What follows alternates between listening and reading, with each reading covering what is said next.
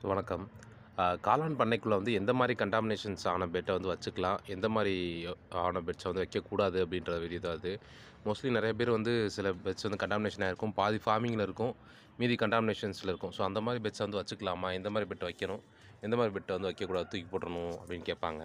ஆ உங்களோட பெட்ல பார்த்தீங்க அப்படின்னா, ஒரு குறிப்பிட்ட அளவாவது உங்களுக்கு மைசிலியம் ஃபார்ம் ஆயிருக்கணும். எக்ஸாம்பிள் பார்த்தீங்க அப்படின்னா, இந்த மாரி பெட்லலாம் பார்த்தீங்க அப்படின்னா, ஒரு பார்ட் மட்டும் தான் உங்களுக்கு வந்து கண்டாமினேஷன் ஆயிருக்கு. ஸோ மீதி ஃபுல்லா நல்லா ஒயிட்டா ஃபார்ம் ஆயிருக்கு. இதில ஃபுல்லாலாம் பார்த்தீங்கன்னா, ஈல்டு வரும். ஒண்ணும் ப்ராப்ளம் இருக்காது. அ இந்த சப்போஸ் இந்த மாரி பெட்லாம் பார்த்தீங்க அப்படின்னா, மோஸ்ட் ஆஃப் ஏரியா வந்து கண்டாமினேஷன் ஆயிருக்கும். ஸோ இத வந்து அப்படியே வச்சுட்டே இருந்தோம் அப்படின்னா, இதுக்குள்ள வந்து கொசு வர ஆரம்பிச்சுரும். ஸோ அதனால இந்த மாரி பெட்ஸ வந்து வைக்கக்கூடாது. இது மூலியமா மத்த பெட்டுக்கும் அந்த கொசு பரவி, மத்த பெட்டையும் சேர்த்து கண்டாமினேஷன் ஆக்கி விட்டுரும். அதனால சின்ன சின்ன கண்டாமினேஷன்ஸ் இருக்க பெட்ட மட்டும் வச்சுக்கோங்க. அதிகப்படியான கண்டாமினேஷன்ஸ் இருக்கு, ரொம்ப அழுகி போன மாரி இருக்குன்னா, அந்த பெட்ட ரிமூவ் பண்ணிருங்க உடனே. ஸோ அந்த ஒயிட்டா இருக்க இடத்துல காளான் வளரும். ஒண்ணும் ப்ராப்ளம் இருக்காது.